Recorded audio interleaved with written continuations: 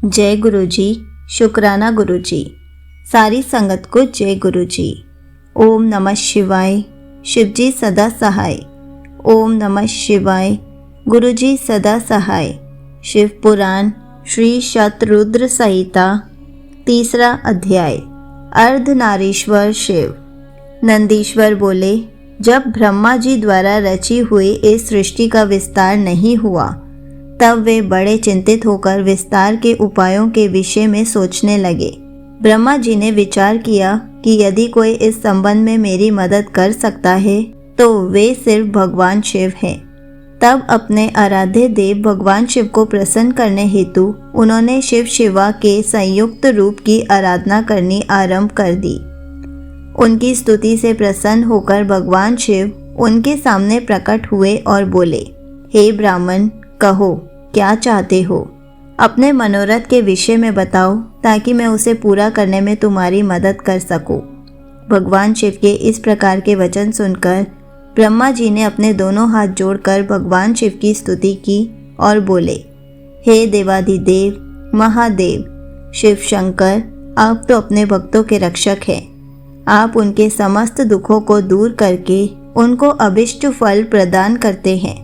भगवान, आपकी आज्ञा के अनुसार मैंने सृष्टि की रचना की है, परंतु भगवान, मेरे द्वारा रची गई सृष्टि का विस्तार नहीं हो रहा है। यदि यह कार्य इसी तरह होता रहा तो कभी भी सृष्टि में वृद्धि नहीं हो पाएगी। तब ब्रह्मा जी के इन वचनों को सुनकर भगवान शिव बोले, हे ब्राह्मण, मैं जानता हूँ कि तुमने अपनी सृष्टि में प्रजा की वृद्धि के लिए मेरी पूजा आराधना की है। यह कहकर शिवजी ने अपने शरीर से देवी शिवा को अलग कर दिया। देवी शिवा को वहां देखकर ब्रह्मा जी देवी शिवा की स्तुति करने लगे और कहने लगे, देवी, आपके पति भगवान शिव की ही कृपा से इस सृष्टि का सृजन हुआ है। भगवान शिव बोले, हे ब्रह्मा जी, मैंने आपके मनोरथ को पूर्ण करने के लिए ही देवी शिवा को प्रकट किया है। इस सृष्टि का विस्तार तभी संभव है जब मैथुनी सृष्टि की रचना हो, इसलिए तुम इस कार्य की पूर्ति करो। यह सुनकर ब्रह्मा जी भगवान शिव और शिवा दोनों की प्रसन्नता हेतु कार्य करने लगे।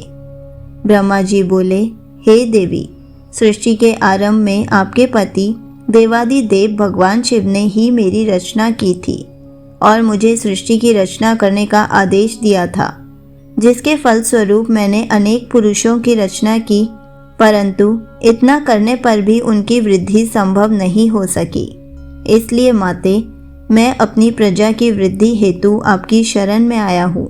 प्रजा वृद्धि तभी संभव है जब सृष्टि का निर्माण कार्य अर्थात वृद्धि स्त्री पुरुष के समागम से हो, परंतु अभी तक मैं नारी को प्रकट नहीं कर पाया हूँ। हे शिवे, आप मुझे नारी की सृष्टि करने की शक्ति प्रदान करें। हे सर्वेश्वरी, हे जगत जननी, मेरे कार्य की सिद्धि हेतु आप मेरे पुत्र दक्ष की पुत्री के रूप में जन्म लीजिए। ब्रह्मा जी की प्रार्थना को मानते हुए देवी जगदम्बा ने दक्ष की पुत्री होना स्वीकार कर लिया।